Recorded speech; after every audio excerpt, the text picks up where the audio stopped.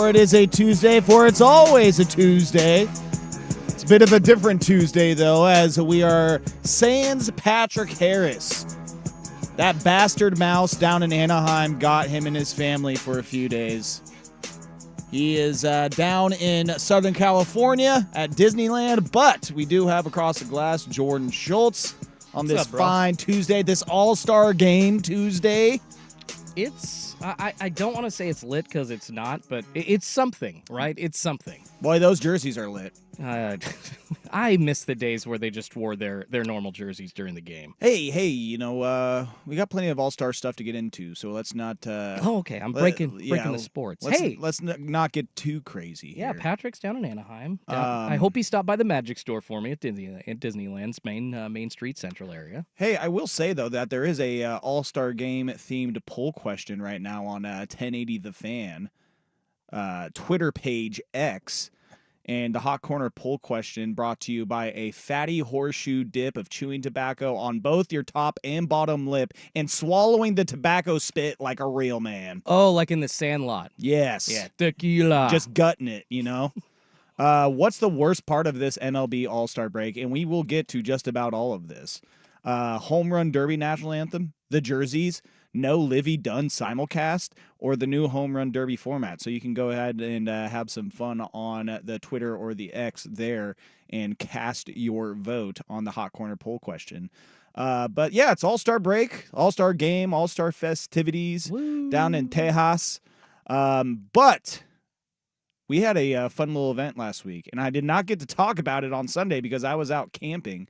Boy, what a weekend to go camping and not have service, and then you return to the civilization, and then you see some news going across across the Twitter sphere. Oh, you missed that? World.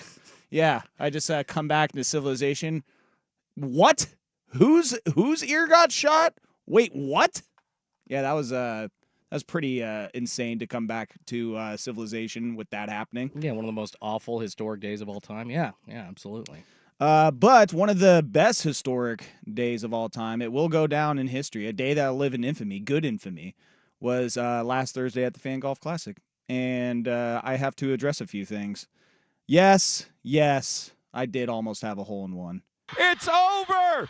Just inches, a mere 2 inches, a mere Joe Fisher inches away from making a hole-in-one on the hole 6 volcano hole. In front of the gallery. In front of the 1080 The Fan crew, in front of Derek and the Doers crew.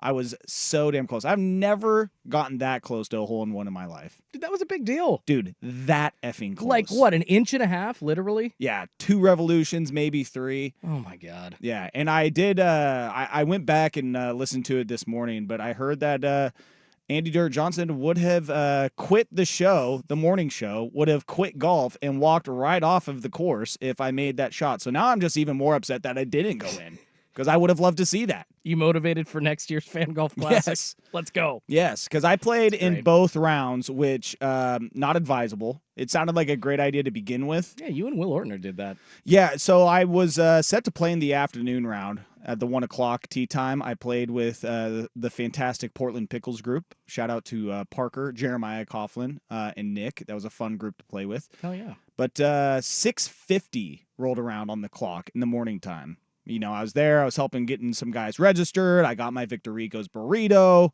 doing my thing. And then 6:50-ish comes on the clock. This is when everybody's getting to their carts. You know, it's go time. Everybody's about to get taken out to their hole where they're starting. Yeah.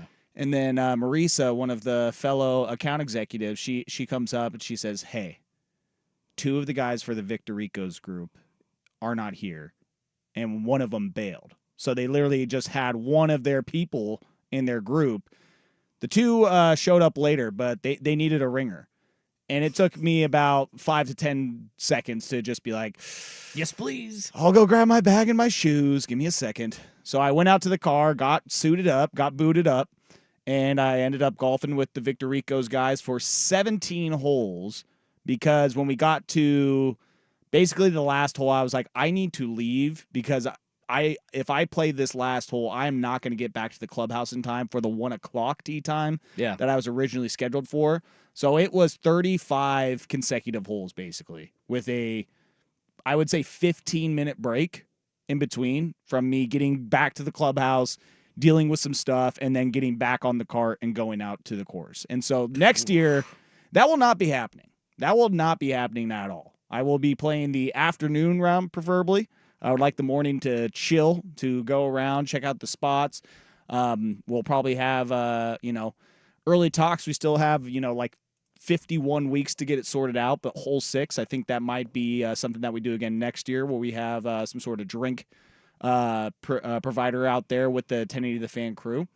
Trying to make it a little bit bigger and better. We were talking about doing a dunk tank. Maybe we need something like that. And years ago, we had, I believe, one of like the young female sales associates like get in the dunk tank. Of course. Which, probably not going to happen again next year. We were thinking maybe like a dad bod dunk tank. Like get me up there with a white T-shirt and some Daisy Dukes and have me in the dunk tank. Oh, yeah, throw my man boobs up there. Have work. Yeah, have Kurt Ludwig in there. You know? Tubbs, yeah. Yeah, exactly. So I'm sure people would throw at Will Ortner. They'd love to get him in the dunk tank. Well, it's got to be dad bod. It's got to be dad bod. I think he would say he qualifies, but I would say no. But there will be more discussions about what will happen at hole 6 next year. We're trying to make it like hole 16 at Waste Management. Dude, I think you should do everything just like you did this year, so you can repeat your performance and almost get a hole in one. Like that's you got to stick with the routine, bro. That's huge. So close. That was, and I was there. I witnessed it. It was so much fun, dude. Congrats. I'm jelly because I suck at golf.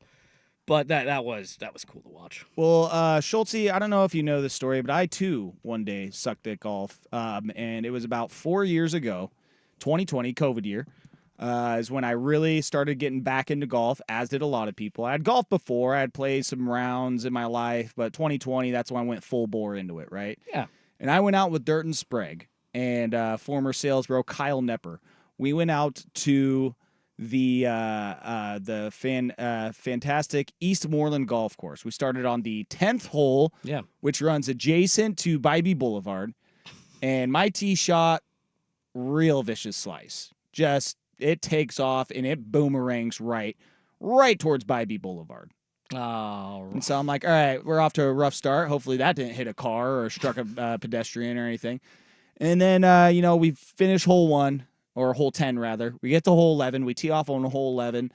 And as we're walking down the fairway of hole 11, 2 golf carts start approaching us from the clubhouse. And we're like, oh, boy, what is this? Oh, God. And sure enough, the question is asked, hey, did anybody slice a ball on hole 10 by chance? Yes, I did. It hit this woman's car. Oh, God. Yes. So that round of golf turned into one of my more expensive rounds of golf because I had struck this woman's car, which in retrospect, I don't know what the rules are there. That's kind of one where I almost want to leave to the text line and be like, hey, do you assume the risk if you are driving on a road that is next to a golf course? And should I have paid for that woman's window or not? Well, do you assume the risk in like the contract that you verbally agreed to or whenever you pay? I don't know if you have to sign something at that course, but I would think that they have that taken care of in their terms and conditions already. Well, I'm sure with houses are a different story, right? Of course. Like, if you have a house on a golf course and you get your window broken, it's like, dude, you live on a golf course. Like, have your insurance take care of it. I'm not paying for this, okay? But a car that is driving on a road right through a golf course, I ended up being the good Samaritan that I was and covering the window. And but in retrospect, I was like, I don't know if I should have done that. You're young. They knew that they were working with a very impressionable man that hadn't really lived life yet. The worst part of that was while they drove up on the 11th fairway, I was also drinking a beverage that I did not buy from the facility, which according to OLCC rules is not allowed. So they're like, oh, yeah, and by the way, that beer, you got to dump that out, too. Oh, God. That was the worst part. It wasn't even breaking the window. That was like, okay. And then it was just like, yeah, you got to dump that beer. So, like, it was just like, go. Do you keep trying to golf there? Or, like, did that end the round for you? Because, like, I just would have been so discouraged. I go home, like, all right, guys, I'm trust me. I powered through. I finished the round. It was one of my worst rounds I ever played. And I'm still here today. I'm still standing. I'm still here playing golf. That encourages me. I hopefully will not break anybody's car window. Yeah, I was with Durton Sprague, and it was a rough day out there. And it's gonna be funny to see what happens on Friday because I'm gonna be going out with them and Jason Swigard on Friday to Mount Hood, Oregon Resort to play a round of golf. Ooh.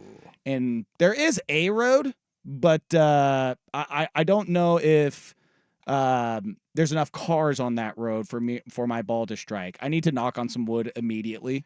By the way, to make sure that everything goes according to plan on Friday. You know, they could just hang a big old net in front of an open street. I don't know how they do it at a baseball stadium now. Like, so I don't know how easy or hard that would be in a park or next to a golf course with trees around you. I don't know. Yep. P1 Rufio's chiming in. Feels like the course should have covered it, especially if there's no netting. Now, I will say there was some large trees that I feel like could have gotten in the way and maybe helped out my slice, but that is not what happened. But there were things to actually like get a net hung onto. Oh, that's stupid. Nah, yeah, I think I'm on your side, Joe. I'm not sure that I would have wanted to pay. So yeah, that was one of my first rounds getting back into golf, and we've come a long way. All right. So I once was shooting well over 120, Schultze, and embarrassing myself on a regular basis. And while I still embarrass myself on a regular basis, not as much. I don't mind not as embarrassing much. myself. That's All I have my voice is cracked in front of 5,000 people trying to sing God Bless America. Okay? Like I have ran out of the bathroom with my pants down. Like I've embarrassed myself in more ways than I can imagine. So I don't think looking ridiculously ugly on a golf course trying to hack at it is gonna do too bad to my ego. So. Well, now I'm curious what the reasoning was for you running out of the bathroom with your pants down. But we are up against it. Oh, okay. Well, we'll have to save that. Save that for another time. So I will give you a little bit of a preview. And one thing that you did say about your voice cracking during God Bless America, boy, that was something that basically happened last night during the home run derby. Oh, Joe, I got a lot to say about that. I'm sure you do. Yeah. The voice that you are, I'm sure that you have certain feelings on that national anthem. We did have a home run derby, though, as well. We also have some Jersey talk. It was also Rob Manfred's State of the Union talk, speech, whatever, him get with press, media members to Everybody look at me, listen to what I have to say to you. I am a powerful address commissioner. a bunch of stuff. Some trade deadline stuff as well. There was a couple reports that came out today, one concerning one of the all-star pitchers, one concerning your Seattle Mariners. We got a lot to get to. We may get to it all. We may not. And that's the fun of this show. Richard Simmons died this weekend? Yeah, actually, we had a lot of deaths this weekend. Richard And Simmons, almost deaths. yeah. The former president getting shot at. Shannon Doherty, 90210. She died, I believe, at the age of 53 or 54, fighting cancer on Friday as well. Like we had What's she from again? Beverly Hills 90210 and Charmed. She was Prue in Charmed, I believe, was her Charmed. character. I just know of Charmed because that's the show that always showed up on TNT in the mornings if you left your TV on that channel. From the NBA games the night before. Yeah. Yeah. And I would get stuck watching Charmed for about 15 to 20 minutes because there are some hots. Charmed had hots. They had a lot of hots. And then Julian McMahon, the guy that went on to star in Nip Tuck. Yeah, that hottie from Nip Tuck fame, too. So that was an early show for him. So we got a lot to get to. But first, let's start with the home run derby that was last night. Events that came of it, and if we're digging the new format, this is the Hot Corner. Joe Fisher, Jordan Schultz, Cross the Glass, 1080 The Fan. That's one draft down. The Portland Trailblazers select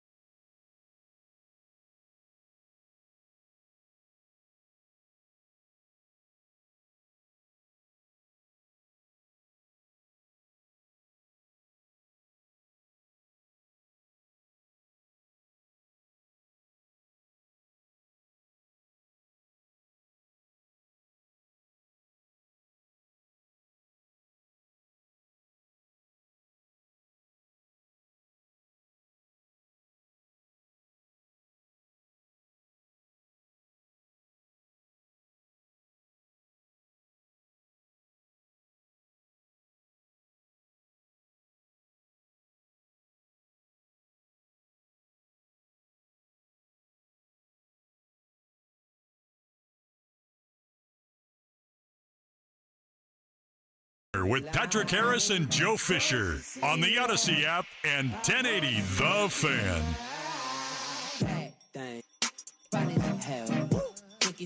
Home Run Derby was the first of the festivities at All-Star break. Well, really, it was the celebrity softball game, but who watches that? I used to.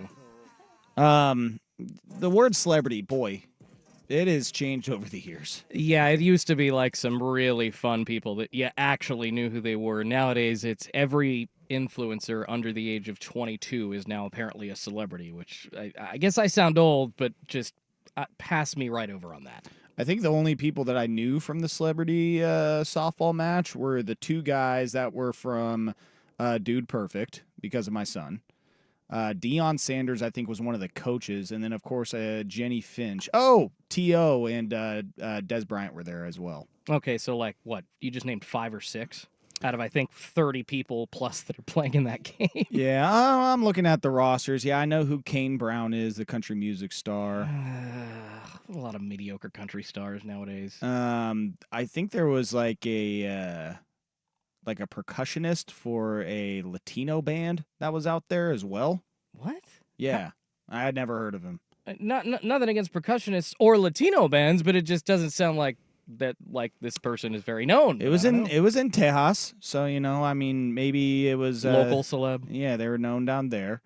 But yeah, not a lot of people that I knew of. But we did know who was in the Home Run Derby. First things first, are we digging the new format?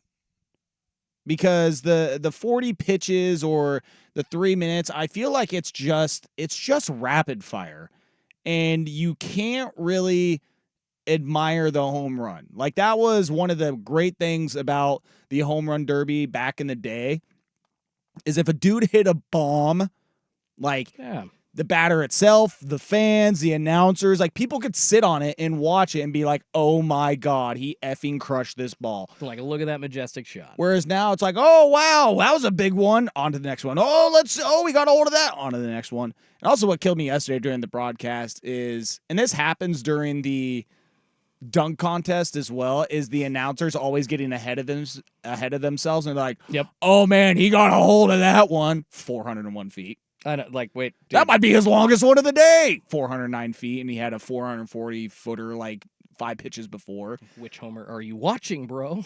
So and Patrick is 100% right. He has said this in the last few episodes of the Hot Corner, is that they are changing it every year to where you don't know what the hell is going on. My favorite part of the new format was the bonus round.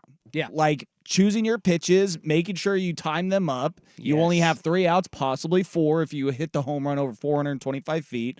But again, like, with this format, it's just swing at everything, rapid fire. We're going to try and get as many home runs as possible in a 3-minute or 40-pitch period. And to me, it takes away the lure of some of those just moonshots. And also, I don't know what it is about the park, but it just seemed like it wasn't very hitter friendly. And I don't know if that's the case with Texas's new ballpark that they have down there. Mm-hmm. Is that, I would have to look as far as comparison to other stadiums, is like how many home runs are getting hit out of it compared to others. But it just seemed like a lot of like sure bet home runs where guys are getting absolute hold of him are only getting like 4 or 5 rows back into this section. But with all that being said, Jordan, did you enjoy the new format and the Home Run Derby? I mean, I guess I enjoyed as far as like Teoscar Hernandez winning, being a former Mariner, first Dodger ever to do it. Sure, I guess I enjoyed that part of it, but the format itself, no. I hate the way that they're doing it. I was actually watching and fell asleep to. It was kind of nice and relaxing, some old home run derbies. That's how you know that format is just killing it, when you take a mid-home run derby nap. No, I'm talking about the old ones. Oh, no, I'm talking about the classic ones that I actually am very nostalgic about, just giving me those feels back in the day, reminding me of what was the Home Run Derby's awesome allure, and that was just the moonshots that, as you say, we all got to admire, and not just those, but really the names of the names in Major League Baseball. The top of the bill. Mark McGwire, Ken Griffey Jr., Brett Boone, all of these guys, Man Ram. I was going to say, we did have roided up freaks back in the 90s and early 2000s, so that might have helped too. Well, you are right. And actually, to this point, and to your point about the changing home run derby format, you look at some of those scores. I mean, it was like Mark McGwire hitting 13 home runs in the first round back then, Ken Griffey Jr. hitting 15 to 18. And I think one of the reasons, or maybe the main reason that MLB changed the format up is because Josh Hamilton, you remember in 2007, 2008, when he had that 30-plus home run first round. Noted murderer, Josh Hamilton? Yes, Josh, and drug addict and just all-around terrible person off the baseball field. But, oh, boy, he can hit it over the fence. So, yeah, let's try to support his failed rehab attempts. Anyways, my point is that he hit a bunch of home runs in that home run derby in the first round. And that was still in the 10-out format that you and I are talking about, how awesome it is. And that really was, as you said, gave us time to admire things. We really got to experience things. Chris Berman wouldn't have time in today's home run derby format to go back. He would have a heart attack trying to keep up. And I think that kind of transition. Probably the one thing I don't miss, or that I do, that I definitely don't miss about the home run derbies is Chris Berman sounding like a duck. I wish I had the drop page up right now. I know, yeah, dang, I wish I did too. But honestly, I think that point, you saw the executives kind of seeing stars, and it's like, all right, maybe we should just watch a lot of home runs in a short period of time. And I think since then, especially with these recent home run derby performances, it's very memorable. Julio Rodriguez in Seattle last year with that first round that he had. It's like they're valuing this quantity over quality, and they're changing the rules to fit that. But then with this bonus round, with the 3 outs, possibly 4, they're trying to bring back a little bit of that classic feel as well. So I really don't like the format unless you're talking about the bonus round, and I wish MLB would go back to literally what they were doing in the mid-2000s, and if not, they need to do more of a hybrid than they're doing right now, and I would say implement a much better bonus round that has more outs included in it. I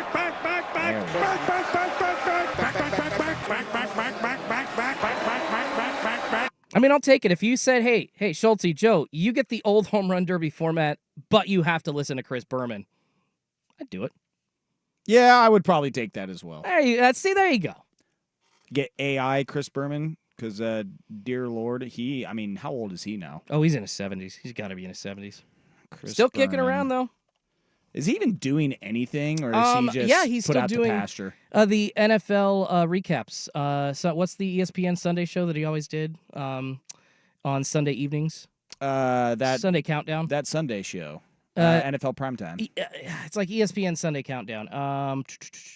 And Monday Night Countdown. NFL Primetime, excuse me. Yeah, NFL Primetime. Yeah, NFL Primetime, and I believe they're doing that on like ESPN Plus or like a digital. They don't air it on ESPN, but you can watch that every Sunday night, like just on ESPN's app. So if he's doing anything outside of that, I wouldn't know, but I think that's at least one thing he's doing. Well, let us know on the Vancouver Ford text line, 503-864-6326. That's 503-864-6FAN. All texts go to the Vancouver Ford text line, and your dollar goes further before, during, and after the sale. And I had mixed up that read 100%. They treat you right before, during, and after the sale. Visit them at vancouverford.com.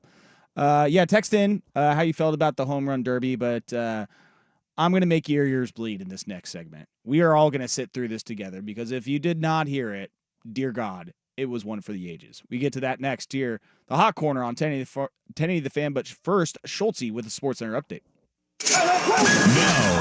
Now, from the Fan Sports Desk, a SportsCenter update on 1080 The Fan.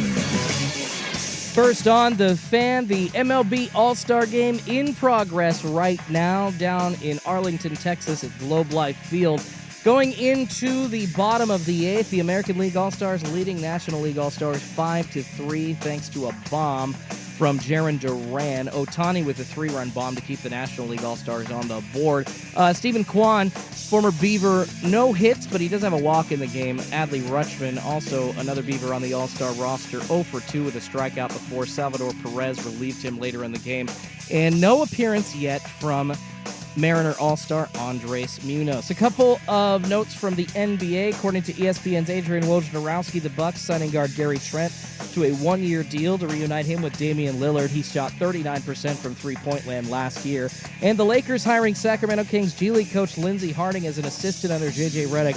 He was coach of the year for the Stockton Kings last season. And Donovan Clingan and the Blazers Summer League team in action right now on NBA TV, facing off against the Washington Wizards. Just about to go final. 10 seconds left in the fourth quarter. Blazers leading the Wizards 82-78. Donovan Clingan so far 13 total rebounds, 5 blocks, 8 points on 3 of 10 shooting, and 1 of 2 from three-point land. He also hit a free throw as well. Chris Murray for your Blazers, 7 points. Ryan Rupert looking like the performer of the day, 16 points, 2 of 4 from three-point land. More sports scores and stories in 30 minutes. I'm Schulte at the 1080 The Fan Sports Desk. Listen live or on demand on the Odyssey app, the Fan's desktop player, or tell your smart speaker to play 1080 The Fan. Got a smart speaker? It's the Fan in your office and every room of your home. Tell your smart speaker to play 1080 The Fan. Your anytime vacation is here with a new tropical edition of Pelican Brewing's Notorious.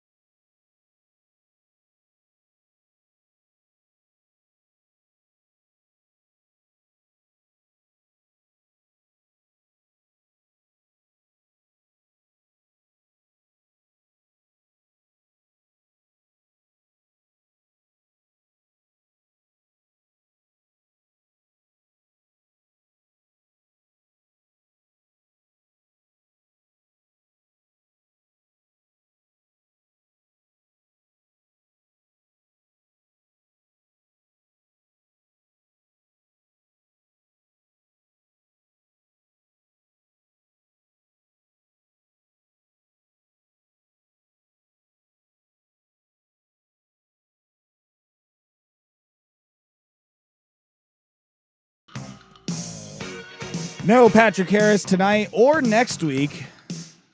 Oh, yeah, this is a 2-week trip. Dude, they're in Disneyland for a long time. No, he's got a work thing next week. Oh, okay. I was going to say, that's expensive. Patrick's making some serious radio money I didn't know about. No, apparently he's going to, he will be back home. He will be in town.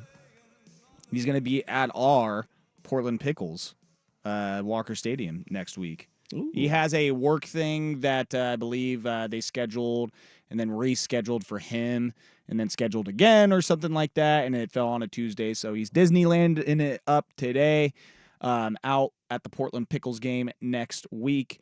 Unfortunately, will not be able to throw out a first pitch and redeem himself, but that might be on the table for next year. Fingers crossed for his sake. Speaking of beer at the Pickles games, didn't they move 10-cent beer night from last month to this Thursday? I hope it's next Tuesday At when he Walker goes. Stadium? I don't know. They did have to reschedule it, but Yeah. I do, for his sake, hope it is next Tuesday. I'm looking at Portland Pickles versus Ridgefield Raptors, Thursday, July 18th, 10-cent beer night. Nice. So supposedly going to be able to get some 10-cent Widmer beers that night. I might have to go out there. Yeah, we'll be out, myself and some of the Odyssey Portland crew, July 26th, that Friday. I believe that is Portugal the Man night. Ooh. That was one of the other rescheduled games. I don't think Portugal the Man will be there, which is unfortunate. Okay. But it is, I guess, a Portugal the Man themed night, whatever that means. All right. We're going to sit through this together because this is an all-timer. All right. Do you have it? Do you need me to play it? I believe I have it right here. Yes. But, this goes down in history. This, and unlike some of the other infamous national anthems, this was done by I throw up the air quotes, actual singer. You know, the famous national anthems that we know that were absolutely terrible were Roseanne Barr, Carl Lewis. Carl Lewis, And the Rockets, Red Glam. two non-singers. This was a national anthem in Texas, so they got themselves a country music, and I throw up the air quotes again, star. I mean, she is a 4-time Grammy nominee, which, I don't know, for country Which, music. I think we got to do It's not some that more hard. vetting process for that award. I bet you I could sing country just like Luke Bryant. It's that easy. I mean, literally, add a twang to your voice. It's that easy. Chucks, Yep. blood, beer. Now, I think you could get a Grammy just for that line. I'm getting calls already. The phone is starting to ring. How about that? I need to hit up Scott Roddy over on 99.5 The Wolf and tell him to get me on the station. But this was Ingrid Andress. Andress? I think it's Andress. Ingrid Andress. So old Ingrid, she went up to sing the national anthem last night at the All-Star Game, or excuse me, at the Home Run Derby. And this was her performance. Oh, say, can you see Key change back to the old by group. the Okay. dawn's early light We're doing all right. what so proudly we hailed by the twilight's At the twilights. last gleaming, whose broad stripes and bright stars through the perilous fight. Not so bad Oh, yet. the that was okay, but it wasn't great. ramparts we watched were so Watched? gallantly streaming, Here it goes. and the rockets spread glare. Nope. Key change. The bombs bursting Another key change. air gave proof through the night that our flag was still there. Dear God. Oh, say does that star-spangled Everyone else just starts singing. banner Key change. for the land change. of the free. And again.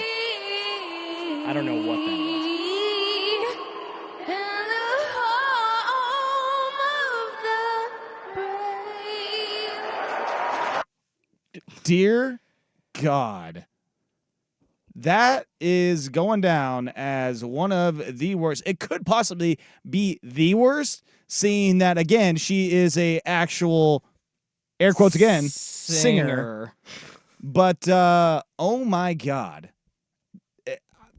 Floored. Absolutely speechless. And then the reports come out today, actually, not reports, she just posted it on her Instagram herself. I'll try and find her exact quote. But she definitely had to address the public on that. that was the second assassination attempt on our country this week. She said on her Instagram, I'm not going to bull S you, and I'll do it with a little country twang. I'm not going to bull S you, y'all. I was drunk last night.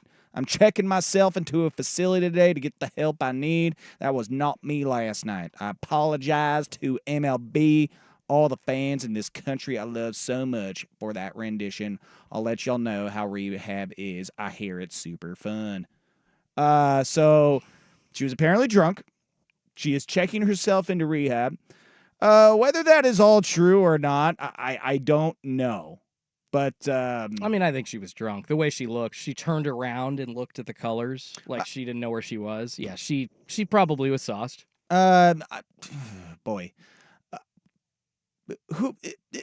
I got a lot of questions. I mean, who's making that call? One, does her father, being a former coach in the MLB for the Colorado Rockies and a few other organizations for about 15 years, did that have any influence on this decision? And I want to know, is that the worst rendition of the national anthem of all time? I mean, I understand that the Carl Lewis and Roseanne Barr were complete atrocities. I would take the Unipipers over that, and I was there live for that one. I mean, honestly, I think the Roseanne Barr is the worst, but if you're just talking about qualified singers, it's worse than the Fergie one that we heard a few years ago, that's for sure. I would take the Fergie one. No, over this? 10 absolutely. times out of 10. Well, and Fergie was just trying to take artistic license with the national anthem. All right, and I don't mean to toot my own horn here, but I'm going to toot my own horn.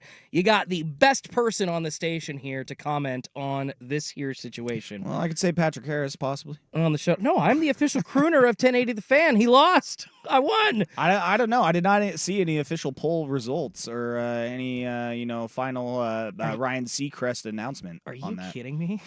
Are you? If I had that, are you kidding me? I need that clip ready. No, but the point that I'm gonna make here is that the national anthem, and this is a comment both on the anthem itself as a song, and I guess on Ingrid's skill or performance or whatever you want to take out of that. Okay, the anthem is a tough song to perform. It's not easy. People think it's an easy song. It's absolutely not. And am I no way? Well, when you get to that and the Rockets red glare part, you got to show off. You got to show that you can handle this. Yeah. You don't have As to. soon as it got to that part, it was evident. She's like, we're in some trouble here. Oh, yeah. Well, because she couldn't hold the key even with her. Usually these people that are singing in big stadiums that have echoes have things in their ears so they don't hear the echo.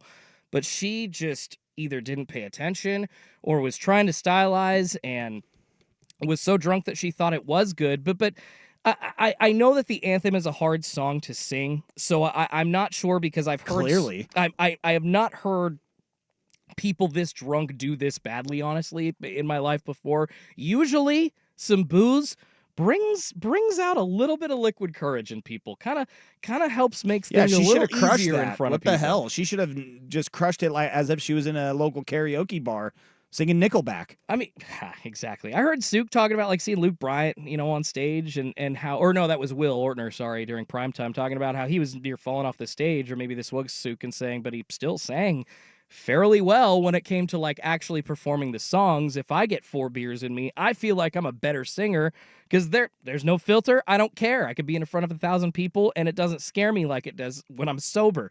So I'm really confused as to what's actually happening here. And I do wonder about her actual level of artistic talent. The anthem is not easy, but dang, that it's just kind of like the combination of being way too drunk and way too confident at the same time, and that happened in front of 30,000 people. It was bad. Also, can we address the apology and her signing off with the "I'll let you know how rehab goes"? I hear it's super fun. XO Ingrid. No, it's not. It's not going to be fun for you, honey. Yeah, that's where I'm like, all right, is she actually going, or is she just gonna like go to one of those resorts for like a week where they call it rehab center, but actually you're just essentially there with a bunch of people from Hollywood and you're really not doing anything. Hanging in a hot tub, riding on horses, playing pickleball, essentially. Hey, and text line chimes in. Why are they doing the anthem before a damn home run derby? Because, baby, this is America and we're in Texas. That's actually a great question. No, you just answered the question perfectly, but why? I mean, we literally do it before any like high school sporting event. Why But would we not? it's a Why home would we run not do derby. it before the home run It's derby? a home run derby. It's not, to me, that's not like a game. It's more of like a, I don't know. Are we gonna like have a horse competition outside and do the anthem before that? I'm down. Well, then I want Ingrid Andress singing our anthem if we're doing a horse competition here at 1080. And I'm not sure how old Cody Johnson did before the All-Star game. And yes, that was his name, the country singer that was singing that anthem before the All-Star game tonight. But I could even just tell with the TV on mute. I'm like, well, this guy looks sober. So that, I mean, check there. And just from his confidence, how he was standing there, I was like, this guy's probably crushing it. I can't hear it, but he sounds like he's doing a good job. Yeah, good for him. I didn't hear the anthem, but honestly, it's like probably, I guess if it sounds good, it's forgettable, right? Like, so it becomes a dime and a dozen at that point. Well, again, text line, Vancouver Ford text line chiming in. Chris Stapleton at the Super Bowl was the best rendition of all time. I saw the Whitney Houston one going around. Whitney Houston's anthem. The Twitter sphere last night because people needed to cleanse their palate. But, you know, hey, Ingrid, get the help that you need in your sobriety and your singing. And hopefully, maybe one of these days, you will have a redemption. It will be like Patrick Harris throwing the first pitch out at the Pickles game. Hopefully, you have your redemption arc here and are able to sing the national anthem again one day. Let me quickly wrap it up with this: that yes, I hope that she does get the help that she needs. But this is just a tip for all those anthem wannabe singers out there, or somebody trying to learn the anthem that hopes to do it.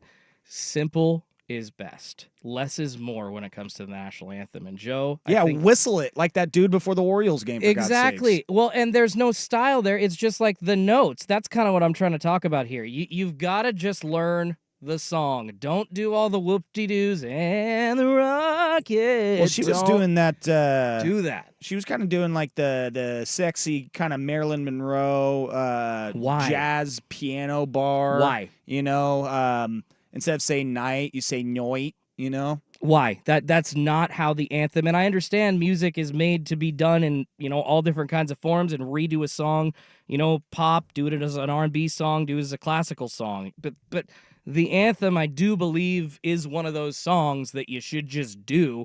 And you see so many people, Ingrid is another example, getting into trouble when they try to stylize it way too much. How the banners wave. It's wave. Weave. Yeah, I don't know. I don't know. Why? Just why, Ingrid? All right, that's enough of that. Let's put that in. No, let's hear it again. Let's dear God. I'm kidding, Let's put it in I'm the kidding. time capsule. Lock that baby up and bury it in the dirt and have it never resurface again for 80 years. All right, All-Star game going on right now. Actually, we have one more out until it finishes up. Let's take a look at what happened. And actually, we get a strikeout. Manuel Clase, 100 mile per hour as the American League wins the All-Star game. But are we losers? Because, dear God, our ears were bleeding in the last segment and our eyes are bleeding as we're watching this game. We get to that next here. The Hot Corner, 1080 The Fan. Got a smart speaker? I'm hoping it's a flush Friday. I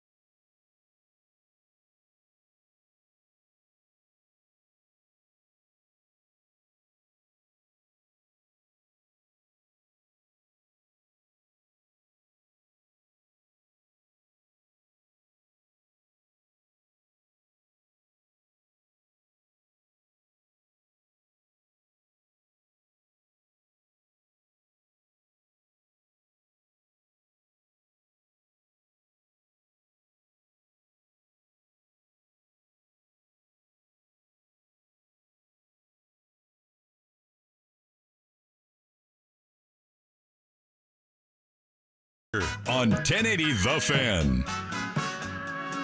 All-Star Weekend? Is that what it's called? Just All-Star Break? All-Star early week? Yeah. I don't know. Is over. The game just went final a couple of minutes ago. The American League wins 5-3. There is a poll question on 1080 The Fan's Twitter page. The Hot Corner poll question brought to you by a fatty horseshoe dip of chewing tobacco on both your top and bottom lip and swallowing the tobacco spit like a real man. What's the worst part of this MLB All-Star break? The Home Run Derby National Anthem, no Livy Dunn simulcast. I set the over-under at 2.5 appearances on the broadcast. I think the under hit. I only saw 2 Livy Dunn camera angles or camera shots of her during Paul Skeens' debut, his appearance at the beginning of the game, and new home run derby format. Dead last at 2.2%, 17.4% for no Livy Dunn simulcast. I mean, I don't know what you expect, bro. She's no Tay-Tay. So Um, that's just not happening. Boy, she may not be as talented as a singer, but they should just have her doing gymnastic stunts the entire time. Just a simulcast of her doing the splits the entire time. 1,000%. I would side agree by with you. side. I sound like an old perverted man right now, and I don't even care. So far, the winner of the poll question, 41.3%, is that Home Run Derby National Anthem, but a very close second place, and you could decide the future of this poll question if you go to 1080 The Fan's Twitter page right now. Oh, the poll question is moving as I speak. Still in second place, though, the jerseys. My God, what are those things? Why? No. Please, God, change it and just go back to the team jerseys for each individual player. But cash rules everything around me. And so the league will be hard-pressed to make that change because if you have a billion different jerseys, you have a billion different ways to make money. That's why you see the NBA with 18 different City Connect jerseys every season for each individual team. You have all these different renditions. The MLB has also jumped into that with their City Connect uniforms that they're starting to do as well. And the All-Star break has their jerseys, but after this year, man, I'm out. Those American League jerseys were god-awful. Yeah. And I love the color pink, by the way, and that was something else. See, and the audacity of them in the article I was reading about the jerseys to call their sleeves red. I was like, that is not red. And then seeing the hats with the red and I don't even know what you call that. That's highlighter blue. Like, that's not baby blue. That's highlighter blue. They just looked bad. Just so bad. And there is a way that you can still make, like, each of the players wear their team jerseys, but still have them be all-star jerseys, right? Yeah. Whether it's a patch, whether it's a gold trim on the collar, something, right? That like, you could actually come up with a lot cooler styles, in my opinion, doing something like you're mentioning. you can make their last name in gold. You can trace Yeah. their last name in gold. Do something else with their original team jerseys. Add the Just words please. All-Star below everybody's logo. Something, yeah, I don't know. You got to do something with it because, yeah, just, again, looking at these jerseys, seeing Aaron Judge in that jersey, again, you're so used to seeing him in the New York pinstripes, but he looked goofy as hell. And they're doing red and blue for the colors of the Texas flag, I would assume, right? Because the Texas flag is red, blue, and white. Sure. And It looks terrible, but I'm guessing that's why. the brown that they used for the jerseys as well, like, the National League jerseys were better. But Of course. it's because the American Leagues were just so god-awful with that poop brown tan that they're using, with that highlighter pink with the blue trim on it. Just no. Jarren Duran of your Boston Red Sox is the All-Star MVP after hitting the 2-run home run in the 5th inning, I think so. believe. That sounds right. That gave them the lead. Gave them the 2-run lead because my boy Anthony Santander was on base after getting a single. But he ends up getting the MVP honors. Paul Skeens, he was in there for that first inning to go up against Stephen Kwan. And then went up against Gunnar Henderson. He walked Juan Soto, and then Aaron Judge was a one-pitch, I believe, ground out to third base is how that went out. So it was a pretty anticlimactic appearance from Paul Skeens. One of the favorite things of this All-Star game was seeing Mason Miller out there throw a 103.7 mile per hour fastball, I believe is what it was. Yeah, he hit 104 against the Mariners the other night as well. Dude is flames. Should be shopped. Should be a Baltimore Oriole. Along with someone else who was in that All-Star game, but we're going to get into some trade deadline stuff in the second hour. But the All-Star weekend is done in Texas. American League wins. They do not have home field advantage, that ending about 7 years ago with the All-Star break. But good little All-Star game. This time it counts. And I will say that Nike has absolutely ruined jerseys, not just in MLB but all sports. They have added all these crappy, ugly combos, and apparently we're all supposed to buy them all. No, I still try to pick one style and just sit on that. I don't. Plus, I don't believe that people have $140 to spend on jersey after jersey after jersey over and over again. And compared to last year's All-Star jerseys, they were awesome. The teal and the blue to match Seattle, the American League were the teal, and those looked clean. They were the first version of these vapor jerseys that they're using in this year's version of baseball that everybody hates. But as far as like the actual design, I'm looking at them they again. looked clean. They looked way cleaner than this. I was going to say they're better than this. They but weren't again, the bastion of like artistic success for design of jerseys, but they were better than this. low bar to clear though. Well, with you're this not year. wrong. That's true. Also, I'm going to go on record and say that my least favorite City Connect jersey of all the City Connects is the Phillies.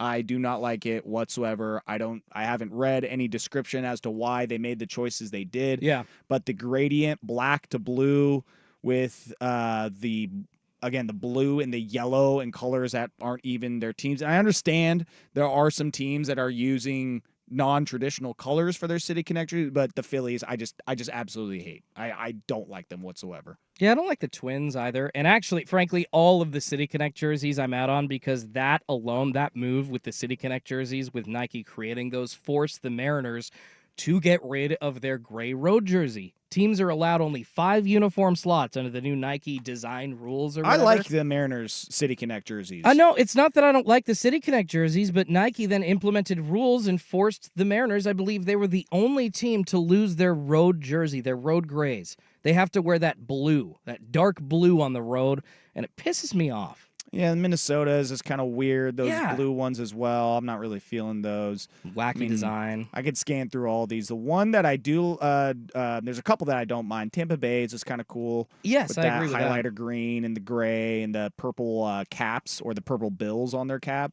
There's something about that Colorado Rockies, the green with like the mountain design on it. I really like those for some reason. Yeah, I actually hate those, but I guess I could see why you like them. I think they look like an old postcard from 1992, but maybe that's the draw. I'm a sucker for green though, like I dark get it. green. You know, green's one of my favorite colors, so it's like there's something about that jersey, that the green on the white, that's pretty sick. But yeah, All-Star break. It is wrapped up. It is finished. We will continue play in the second half of this MLB season on Thursday, I believe.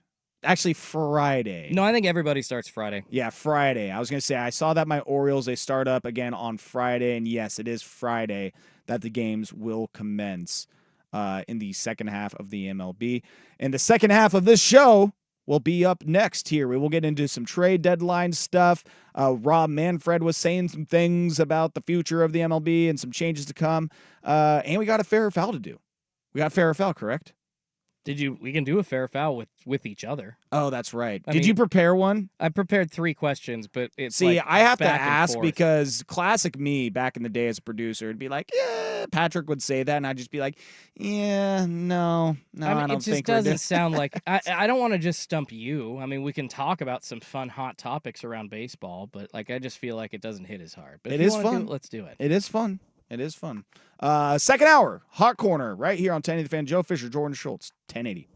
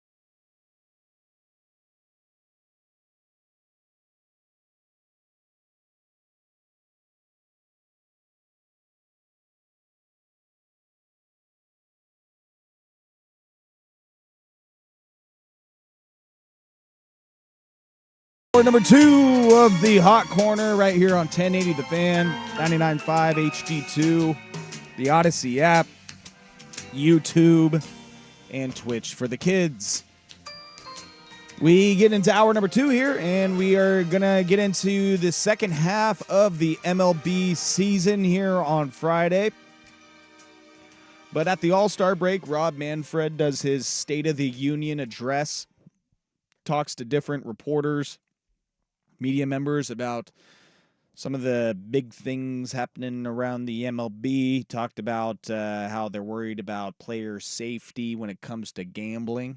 I didn't go into that too far because, I don't know. That alone, if someone actually, I feel like that's just Twitter fingers out there. You ruined my parlay, bro. I don't think it's just Twitter fingers. I do think we've heard stories of different players confirming to media members that they have been approached, at least offered money, to do certain things during a game. And see, I thought he was talking about like players getting threats from like random bros because of their parlays or their missed bets. Like, if you would have gone 3 for 3 today and actually got that home run, well, no, that too. would have won $50,000. It's beyond the Twitter fingers. People are shouting that at games. Like I remember Jason Tatum, and this is obviously an NBA player, but talking about like he could hear people, on the court shouting at him from the stands, like, you blew my parlay, bro. And he feels bad. And so I'm assuming, there's that level of anger, and Rob Manfred's heard about it from his players. And that part of his State of the Union address brought to you by DraftKings. If you use the promo code We Don't Care, you'll get an extra 100% bonus. Oh, they care. On your bets. They care. That is the nice thing about all this being above board, Joe, is that we do hear about any of these seedy dealings happening or bets like Jonte Porter that are illicit or not supposed to be made by somebody like that. Everybody wants to keep it above board, so we hear about it. Another thing he addresses is something that we just addressed, is that the growing sentiment of using regular jerseys in the All-Star game, that players should use their own team jerseys of the team they are representing, which I think the majority is for. But Nike won't let that happen because money. But the biggest thing that came of this, I think the biggest thing that I saw from what he was telling the press is that robot umpires, they could be in the MLB in some way as soon as next year. Ooh. Major League Baseball hopes to test robot umpires as a part of a challenge system during spring training next year, and quite possibly could have them implemented into regular season games, and I assume postseason in 2026. Here is Rob Manfred's quote. We need 25 to do the spring training test if we can get these issues resolved, which will make 26 a viable possibility.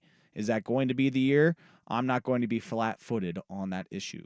They have been experimenting with that at the AAA level, for the last few years, but they brought it into AAA ballparks last season. And, this is inevitable. We all knew this was coming at some point. I'm not sure if we knew it was going to be this soon, but again, if you're at the AAA level testing it out and you have this upcoming season to give it a try during spring training, then why the hell not, right? I just don't know how to feel about this. Mm-hmm. Like, there's part of me that, technology has obviously changed so much in sports with instant replay and being able to make the right call. And there is something about baseball, which this might be very old man takey, but there's just something about like umpires, the human error of umpires in the game itself, and the strike zone and trying to figure out the strike zone and what an umpire is calling versus what is the strike zone, you adjusting to your batting stance closer to the plate, further up, further back, trying to get a feel for the stadium, trying to get a feel for like all these factors as a hitter. And I don't know if it's just a matter of players are sick of it, but as we talked about weeks ago, a couple months ago, is that umpires have gotten better. Like, their calls have gotten more accurate over the years, but I guess just with the megaphone that everybody has nowadays of showing their discontent and their anger with missed calls and missed strikes and missed balls. And if you have the technology, if you have the power to improve something, and it's right there, and it is working at different levels of baseball, and it's working at AAA, and you can get it to work at the MLB level, then why not use it? There is just something about the game of baseball that has just a very traditionalist feel that implementing this type of technology, it just feels weird to me. But again, for the sake of things being right and getting the call right, I lean more towards that side of things, where it's like, hey, if this is going to lead to less ejections, it's going to lead to less players bitching and moaning about umpires and strike calls and the Angel Hernandez and Joe Wests of the world, then let's do it. But again, there's something about just the game of baseball that having that more emotional, that more human element of the game that I appreciate, and this takes away from that. But again, for the sake of getting things right, I lean more towards let's get it right and implement this. I've always been on the side of technology. As soon as you think it can affect the game in a positive way or make it easier for referees to do their job or umpire a game in the case of baseball, you absolutely have to do that. But when it comes to MLB, yeah, you talk about the human element, you talk about the classic feel of baseball, and you really talk about how different it is. There's really no opinion about this. It's factual, just a different game than basketball and football. It's a more thought-based game, and there's a lot of waiting and then quick actions happening, which obviously is unlike any other sport, And so just in that feel, you want as much of that interaction, those arguments, those other situations where there could be some possible action happening to continue. Now, that being said, there have been too many mistakes regarding strike zones in the past few years. I agree that they're getting better, but there's really no way that you can actually say that guys like Angel Hernandez, guys, thank God he's out, but guys like Joe West and even other like Kerwin Danley. I mean, there's so many guys that are still hanging around that when they're behind the plate. CB Buckner, he's going to fight you. He's going to get close calls wrong more often than not, at least according to MLB umpire reports that you can find on Twitter after every game. And you're going to get into some arguments. And I actually like to see those arguments, Joe. That is one thing. I want technology to take this precedence, and I want it to be easier for hitters to challenge a strike. I want it to be easier for them to be at the plate. They need an advantage when they're facing 100 miles an hour basically every inning now. But I miss those arguments. I'm going to miss all of those interactions, and we'll still have them. Check swing arguments will still be a thing. The umpire still has to be behind the plate for a bevy of reasons to track stuff. But yeah, I love to see those arguments. And frankly, I've been on the side of always wanted to hear what the players are saying to the umpires or the coaches are saying to the umpires, and that is a section of the game that could bring even more fans in. So I do think that's a major disadvantage, and maybe the biggest argument for the human element in all of these kinds of sports and technology usage. I just think that human interaction in baseball is unlike any other sport that we see. Tony Clark, executive director of the MLB Players Association, called player input on automatic ball strike interesting, saying there are those that have no interest in it at all. There are those that have concerns even with the challenge system as to how the strike zone itself is going to be considered, what that looks like, how consistent it is going to be, what happens in a world where Wi-Fi goes down in a ballpark or the tech acts up on any given night. We're seeing those issues, albeit in minor league ballparks. We do not want to end up in a world where in a major league ballpark, we end up with more questions than answers as to the integrity of that night's game or the calls associated with it.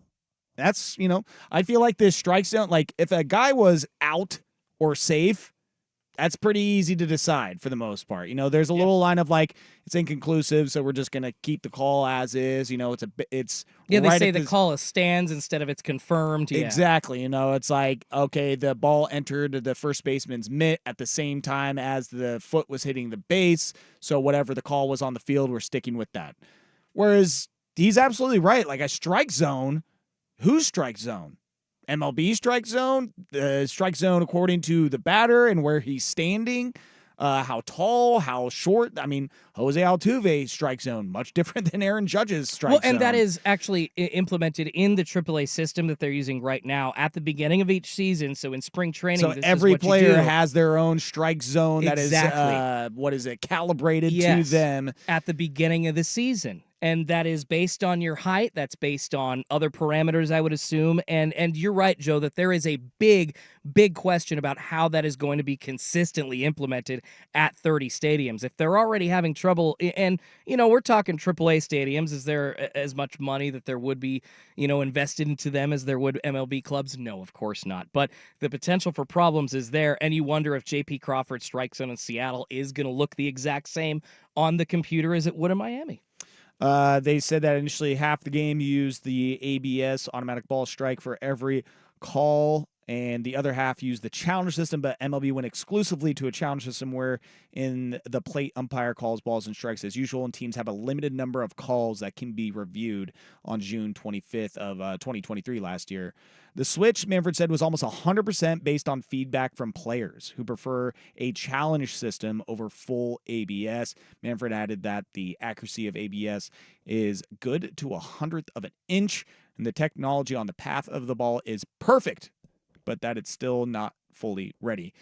Reading all this from the ESPN article written by Alden Gonzalez.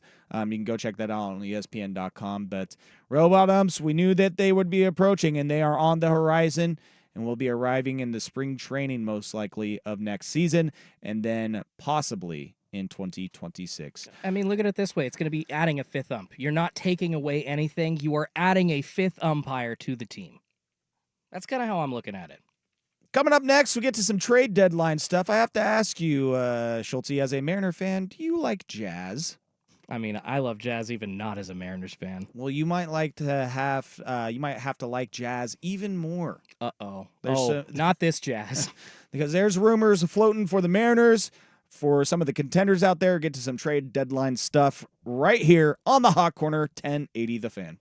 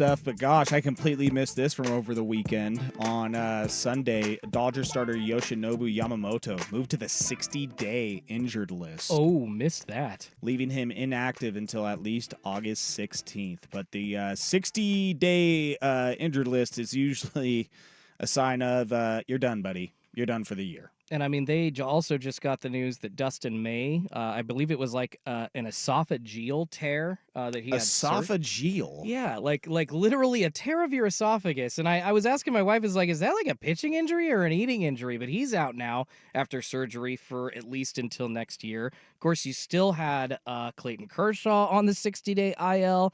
I don't think Walker Buehler's off the 10-day IL yet. And then I'm forgetting one of their pitchers that's still on the injured list, and they've like had to throw out like 3 young guys plus James Paxton. I want to say Walker Buehler. Yeah, no, I just said Walker Buehler. I don't Sorry. believe he's come back. No, it's fine. I just, God, there's so many of their guys that have missed time that they've had to go deep into their minor league ranks for pitchers. And it's like Bobby Miller, I believe, is still healthy. Yeah, you got Paxton, you got Glasnow, and then basically 2 young guys who have been pitching very well, surprisingly. With that being said, it kind of sounds like the Dodgers need some arms.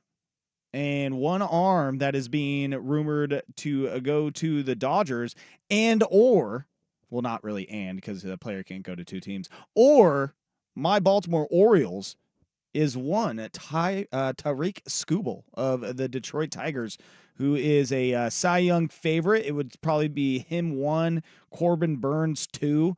Really could interchange the 2, but he is being rumored by those 2 teams that they're looking to offload maybe some young talent and prospects to acquire Skubal before the trade deadline.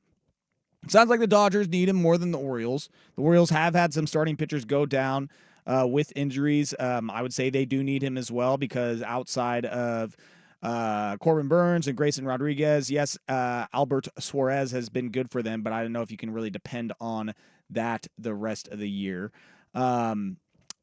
He is one of the best pitchers in the league and would definitely catapult the odds for either of those teams, and I would say the Dodgers are more desperate to get him, but it's just a matter of, I don't know what his contract is like. I know that he is in contract for another 2.5 years. Skubal? Yes. So I don't know how much he's getting paid per year. I can't imagine it's that much. I think he's still within his first 6 years of control with the Tigers. So he's probably in his first year of arbitration. I'd guess $5 to $7 million if I'm not looking at anything. But Bob Nightingale is saying that we need to stop with the Tariq Skubal rumors and that he is not going anywhere. Whether that is the right move for the Tigers or not, I mean, probably not. I don't know where you're going right now. And the Tigers need some hitters is what they need. They're pretty good in the pitching department, but they need dudes that can hit. And quite frankly, they need a scouting department that can, and a coaching department that can help their young stars hit a little bit better. Because it seems like any guy that they draft, they kind of fall by the wayside. Paging Spencer Torkelson, paging Akil Baddoo. Remember that he was supposed to be the next greatest thing. So big old season, and then nothing what happened? So I believe he has 2.5 years left of control that if he were to be traded, then either of those teams could have. But Tony Gonsolin was who I was thinking of, by the way. There Like you go. they are so deep with pitchers that And you just injured pitchers. forget- yeah, injured pitchers that are really good that you forget who's on their roster. And by the way, they already called up Pages, right? The Dodgers did this year. What do they have in the minor leagues available to trade? That's where I feel good about my Orioles. If that these are the 2 teams going after him. Orioles have one of, if not the best, farm systems in the league, and so I feel like if there is a team that actually has young talent, has young hitters that they can send to the Detroit Tigers in a trade, it would be the Orioles. But I asked going to the break, Jordan, if you were a fan of Jazz, being a Mariners fan. I mean, I am a fan of jazz, but I'm not sure I'm a fan of this jazz, brother. Yeah, jazz music is different than what I'm talking about. Jazz Chisholm, rumored as one of the teams that are interested in him is the Seattle Mariners. There are a few other teams that are being floated out that have interest in the former All-Star. Kansas City Royals being one of them, the New York Yankees. But I mean, the Mariners, it's kind of one of those, I think it's a situation where it's like, why the hell not? He can't be any worse than what we've been throwing out there this year as far as hitting and base running and offense goes. So I guess let's try and make a move, and maybe a change of scenery will help him this year. And because basically since the year before his MLB The Show cover, which was he the 23? I think 22 or 23. Yeah, basically he's sucked since then. Ever since his one good year with the Marlins, it seemed, he has been not good at all. That was a pretty mediocre year, honestly. Hey, Patrick has been banging this drum for a while now that he feels that he is one of the most overrated players in the MLB, and so this is just basically his true self coming to form here over the last couple of years. So that make you feel any better about Jazz Chisholm being a Seattle Mariner potentially? Absolutely not. I don't want them to acquire another so-so player. This is literally like a Colton Wong-esque stat line that you're seeing out of Jazz Chisholm. Very mediocre guy, and in these cases, I love to go down to the Baseball Reference player comparison page, the similarity scores, and number one, Ian freaking Stewart. Then you got Jake Lamb, Keston Hiura. Hey, those guys were baseball players. Yeah, exactly. Wilson Betemit, all the way down to Eric Hinsky. That is one of the most mediocre group of baseball players I think I've seen in my entire life as far as a comparison to a single player that actually starts every day in the major leagues. The Mariners need... Those guys did things. But they don't... You're right, but they don't need things. They need huge things, big things, Vladimir Guerrero Jr. type big things. Swinging things. They've got to get all in. They've got to go with whatever prospect that they need to trade. Harry Ford, Cole Emerson, whoever it takes, maybe even Brian Wu. You're starting to ask a little too much, but they need to do something huge. Jazz Chisholm is just like Mitch Garver, just like Colton Wong. But his name is so cool. And he's from the Bahamas. Woo! You're right. You know what, Joe? Let's do it that way. Let's go. He's cool. They are also, quotes from Pete Alonso. He doesn't want to be traded. He says that he wants to stay a New York Met. Well, whether whether that will happen or not, we shall see. But those are some of the rumors floating around. He's probably got a great life in New York. There's probably steakhouses that always comp him. There are ladies always ready for him. He's got the Jeets. I don't know if he's married or not. New York's a good spot. Who would want to leave when you're a highly paid, sexy athlete? I will say I saw a video going around of some guy trying to find parking around Citi Field, and it was jarring. Take the subway. Yeah, it was just like the way he was filming it was like kind of this like back alley parking lot area that had some like shacks and stands. And I literally thought he was in a developing country somewhere. And then he panned the camera over because he's like, I feel like I'm in a third world country. He's like, Citi Field is right there. It was insane to see. I will never. You will never catch me living in New York. I'll tell you that much, brother. Ryan McMahon, Patrick's favorite of the Colorado Rockies, All-Star. Yeah, he should be a trade target of the Seattle Mariners. He said himself that him and GM Bill Schmidt had, quote, we had a good talked about it, and we came to the conclusion that I'm going to stay a Rocky. So, damn it. So it looks like he'll be staying put as well. But right. We've got exactly 2 weeks. 2 weeks before the trade deadline. One of the more active trade deadlines in the sports that can make or break a team's World Series hopes. So buckle up, Buttercup. We are almost there. I'll try. And we are at 8:30, which means we got Fair or Foul next. We get to that next here on the Hot Corner. But first, Jordan Schultz, Sports Center update. Now, from the Fan Sports Desk, a Sports Center update on 1080 The Fan. First on The Fan, the MLB All-Star Game all wrapped up down in Arlington, Texas at Globe Life Field. The AL All-Stars getting the 5-3 win over the NL All-Stars thanks to a 2-run bomb from Jarren Duran. Did end up winning the All-Star Game MVP as well. Your local Beavers, I would say at least showing up a bit. Stephen Kwan did anyways. A run scored on a base on ball No hits, though, for him. Adley Rutschman going 0 for 2 with a strikeout. No appearance from Mariner closer Andres Munoz. In the NBA, the Portland Trail Blazers Summer League team successful against the Washington Wizards, beating them 82-80. Donovan Clingan, the number 7 overall pick in this year's draft, 8 points, 3 of 10 shooting, 1 of 2 from three-point land. Ryan Rupert having a night for the Blazers, though, 5 of 11 from the field goal shooting range, 2 of 4 from three-point range, 16 points overall. He did grab 4 rebounds and 2 assists as well. More sports scores and stories in 30 minutes. I'm Schulte at the 1080 The Fan Sports Desk. Listen live or on demand on the Odyssey app, the Fan's desktop player, or tell your smart speaker to play 1080 The Fan. Jump back to earlier parts of your favorite fan shows on the Odyssey app. The only way to rewind Portland's sports.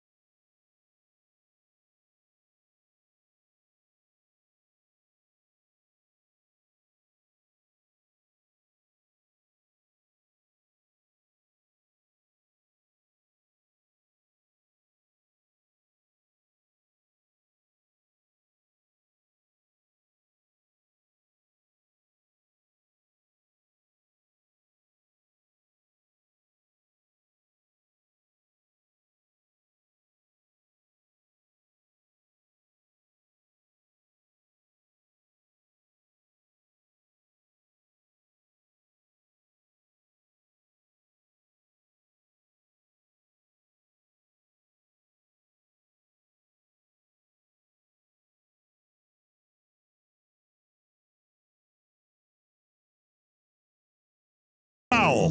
Fastball tapped at the plate. It'll trickle down the third baseline. The Mariners are going to let it roll. A knowledge test to see how well they know the big leagues. Lenny Randall gets down on his hands and knees and blows on it like a curler, and it goes foul.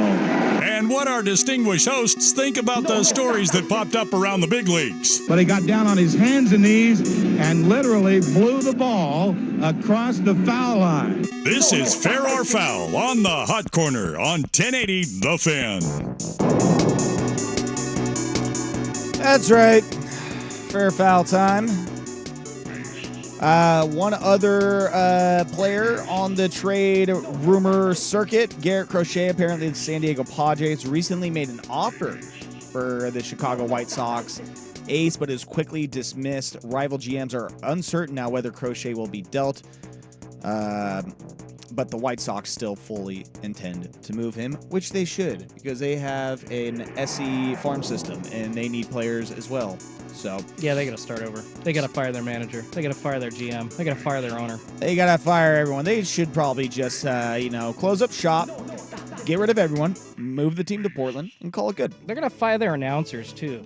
Really badly. Nah, we ain't taking that. These guys are terrible. Well, I will say the one thing that the Tigers do have is Jason Benetti as their play-by-play guy, which was probably an upgrade. I don't know who their previous guy was, but I believe it was Mario Impella, if I'm saying his name correctly. He got into a fight on air or during a commercial break with their color analyst, and both of those guys got fired. Oh God, I missed that. No, that was like in 2017 or 2018. It's Impemba. Mario Impemba was the old Detroit Tigers announcer. Dude, who doesn't love booth tension? Let's see. Here we go. The Impemba and Rod Allen, who replaced Kurt Gibson in the booth, were involved in an off-air physical altercation. This is according to Wikipedia. Immediately after broadcasting the Tigers road game against the White Sox, Fox Sports Detroit sent the men home on different planes after the game, and they were later announced to not be coming back and not have their contracts renewed after the season. Well, I know that Benetti was the voice of the White Sox up until last year. I want to say this goofball that the White Sox have now is their new voice as of this year. So then He sounds young. they got rid of Benetti. He jumped on with the Detroit Tigers. So good for the Tigers for having him because he is one of the best. Absolutely. Let's do it. All right, fair or foul. We do this every week, right? Everybody's favorite segment. That's how We he sets it do up? now that you're the producer because when I was, we would get to 8 o'clock sometimes, and yeah, I'd be like, yeah, I don't think we're doing that, Patrick. Like, brah. No, All right. we're good. I did try to throw a couple of things down that popped in my mind over the weekend, Joe. 1 stump you question and 2 opinion-based questions here.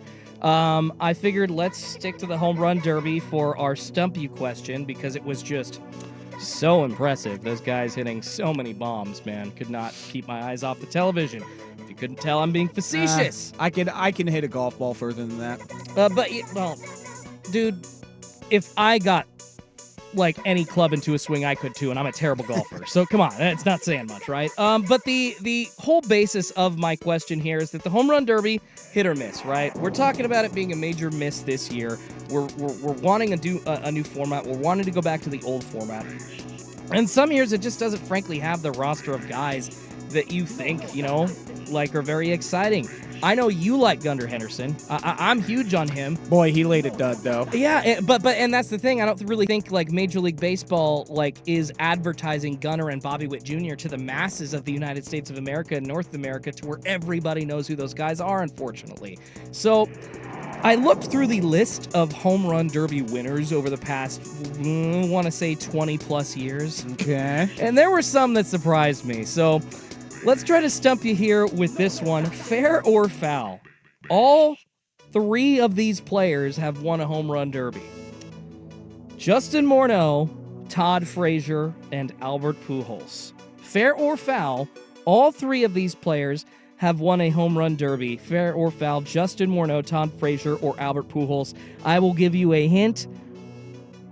There is one name that is questionable out of the 2 that you would say, maybe? But it's not 2 that are questionable. It's just 1, if that makes sense. I'm only trying to stump you once, not twice here. I'm gonna say fair because I know Frazier won one, and I was recently going through past winners, or I don't know if it was online or if I saw during one of the broadcasts. But Justin Morneau has won a home run derby, so I would assume that Albert Pujols won one. I just can't remember what year, and I can't really remember the moment, but of all 3 of those players, he would be, again, I remember Adam Frazier, so you would think that the one player of this group is like, did Justin Morneau win one? But I'm like 99.9% sure on him winning one. So I'm going to say this is fair that all 3 have won at least one home run derby. This is actually foul. Who was it? So the winners of the home run derbies are Todd Frazier back in 2015, beat Jock Peterson, the second place finisher, 15-14 in the final round there. And he actually was runner-up the year before to Yoenis Cespedes. So Todd Frazier, man, people forget, he was a bopper there for he had a quite moment. a while. Yeah, he did. In the mid-2010s, he did have a moment. Justin Morneau is a winner of a home run derby. Yeah. He beat Josh Hamilton in that 2008 contest at Yankee Stadium where Hamilton went off with like 30 or 28 home runs is what it was in the first round, a record 28 home runs. The imposter on the list is Albert Pujols. Albert Pujols. That's what I was saying. I was like, I can't remember what year, and again, it being a moment for him, I would just assume because of how good he was during his Cardinals day that he did get one, because hell, I can't remember every home run derby winner, but yeah, I just knew that Frazier got one. I remember seeing that Morneau got one recently, and so I was like, well, okay, Pujols, he's one of the greats. He had to have gotten at least one. That's what I thought. Son of a bitch. No, runner-up in 2003 at US Cellular Field, which is where the White Sox play, and the winner that year was Garrett Anderson of the Angels, and actually, let's see, it looks like it says Pujols and Jason Giambi. They lit up the scoreboard in the first 2 rounds. Pujols and Giambi did apparently, but Pujols was bested by Anderson 9-8 in a dramatic final round. So there you go, Albert Pujols, the imposter, the poser on that list, second place in 03. I sit here stumped. You got me. Home run derbies. Remember when Brett Boone was in the home run derby looking all roided up? But he didn't do them. Like I said, remember when a lot of guys were in the home run derby looking roided up. Yeah, but when it's like a 5'10" dude. We need to bring it back. It was like everybody else. Jason Giambi, 6'4". Mark McGwire, 6'4". Brett Boone, 5'10". You know, let's just go full bore into steroids, man. Let's just say F it. You know, what's the big deal? This is America, all right? And, I mean, that was one of the arguments for a long time. Chicks dig the long ball and huge biceps. Yeah, they don't dig prostate cancer, and though. back knee. But yeah. And tiny testicles. Yikes.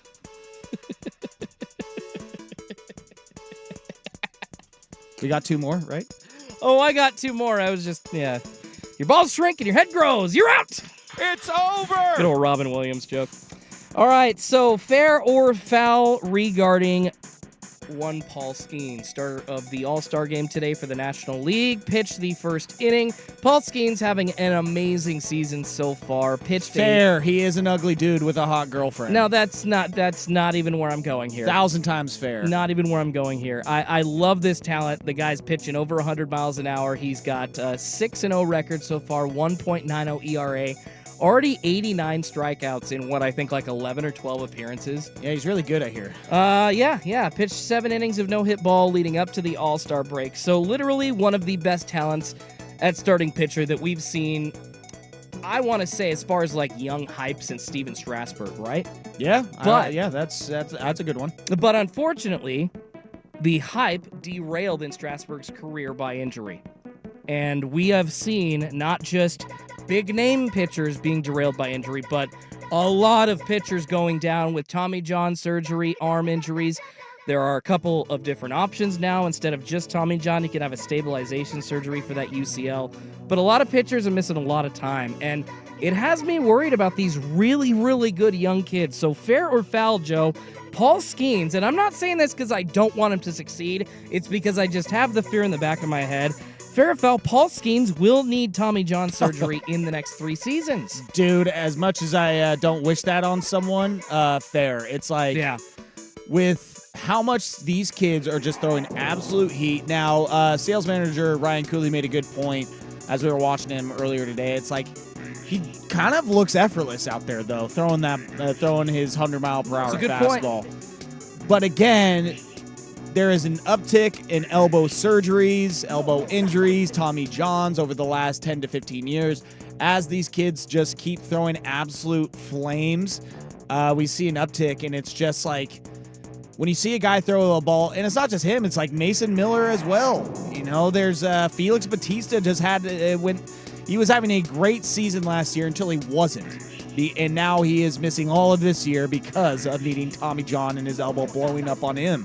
It's like when you have these flamethrowers like this, it's just few and far between where at some point they need to get this surgery and something happens. So I think that dude is a walking Tommy John surgery at some point. It's just the nature of the game. It's not a matter of like, oh yeah, this guy sucks, I hope he gets injured. No, it's just this is how things have been going. We have seen a huge uptick. There was a stat that we saw that I mentioned a few months back when Patrick and I were talking about it. But the amount of guys that are entering the MLB draft that have already gone through surgeries like this, I know, as compared to 15 years ago, it's like doubled or tripled. So it is what it is. It's a part of the game now. It sucks. I hate seeing great talent miss a season or even 2 seasons, for God's sakes. I mean, Sandy Alcantara was one of the best pitchers in the league. Can't wait until he gets back. But again, What's it going to be like? I mean, that's going to be until next year. So I think fair. It's going to happen at some point, but fingers crossed that it doesn't. Because if we can have a guy that has this much star power, this much heat, this much flames, and he is able to ride out his career and not have this surgery, I mean, dude, buckle up, because it's going to be one of the most impressive pitching careers we have ever seen. Yeah, you make a good point, though, about not only are these kids throwing harder at a younger age and having this surgery now, like, as an option, they'll slightly tear a muscle, or they'll slightly do something, and they'll just be like, nope, cut the whole thing. We need to redo this and get it going again so I can start over now instead of when I'm 26. When you're throwing that fast, and then the breaking balls, that's important. When you're trying to do the sweeper at the age of 15, 16, 17, it's just not going to end well for you. All right, we're running out of time, Joe, so I think that is all we got tonight, brother. We talked a lot for just these two questions. All right. Fair enough. Fair, or I think that's fair. All right. That is fair or foul for the evening. It's over! Thank you, Jordan, for putting something together. Yeah, no problem, man. And we will wrap the show up next because we're up against it, so let's take a break. Hot Corner, 1080 The Fan. The Fan is live on YouTube, Twitch,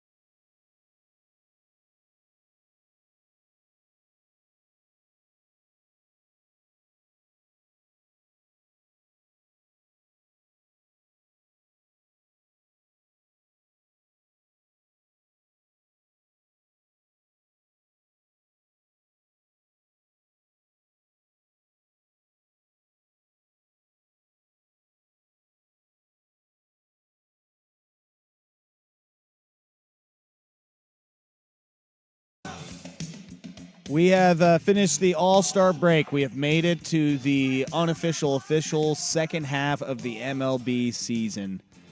Woohoo! It's like past the half. It's like 85 or 6 games, right? Something like that. Yeah, something like that. We always go over the official half in baseball. Yeah, I mean, with the standings as is right now, my Baltimore Orioles, they have played 96 games. They're 96, yeah. Right now, I mean, let's do a little quick standings glance, shall we? As we enter the second half of the season, the Baltimore Orioles, they go into the second half with a 1-game lead of the New York Yankees. Thank you, Anthony Volpe and Alex Verdugo, for not knowing how to play baseball in the ninth inning. Appreciate that. And Clay Holmes for technically blowing another save. But on the Yankees' heels, don't look in the rearview mirror. 4.5 games behind the Orioles, but just 3.5 games behind the Yankees are your Boston Red Sox. They are at 53 and 42. Patrick Harris, boy, he's had a rough couple years with the Red Sox because he just likes to say how much they suck when they actually don't.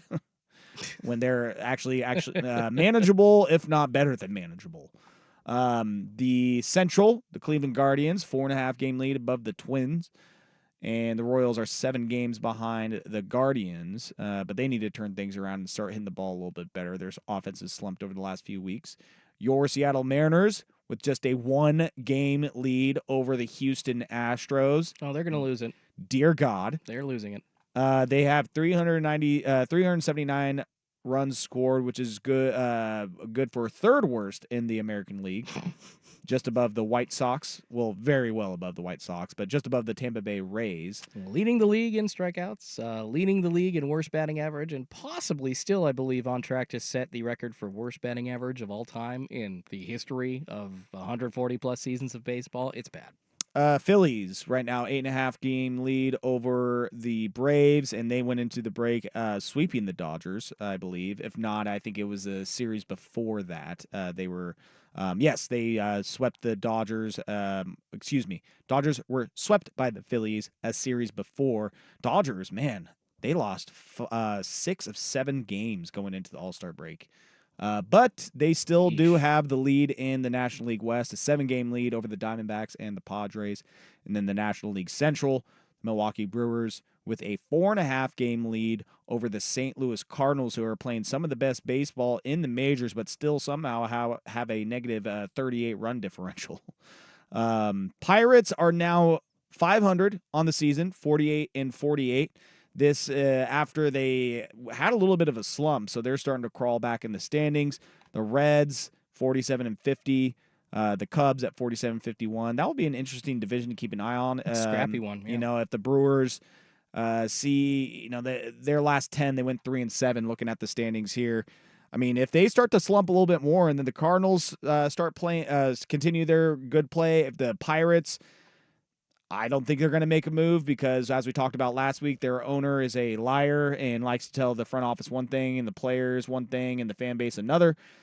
So we'll see if the Pirates do anything to try and improve their roster. But the Brewers, they have the Cardinals nipping at their heels. Right now, as far as wild card goes, your wild card teams in the American League would be the Yankees, Twins, and Red Sox.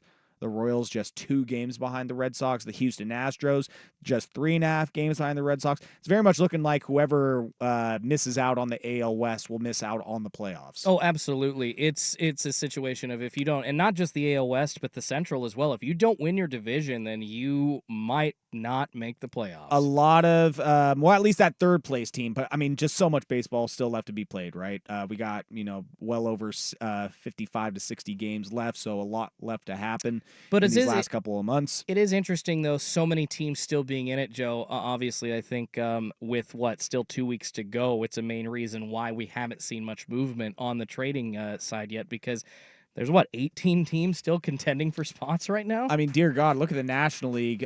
Braves, Cardinals, Mets right now are your wild card teams, but the Diamondbacks 1 game behind the Mets. The Padres a game behind the Mets. The Pirates a game and a half behind the Mets. The Giants and the Reds 3 games back. The Cubs, even though they suck, 3.5 games back. So that's literally 12 teams in the National League going for playoff spots. Everybody but the Nationals, the Rockies, and the Marlins essentially have a chance in the National League to make the playoffs. And again, we got a lot of games left to be played. So get ready for a fun end to the season. And thank God, once again, we expanded the playoffs because now you have all these fan bases that actually will give an F towards the end of the year. Still don't know if my Mariners actually ended the playoff drought, but, asterisk, baby. You'll take it. We'll take it.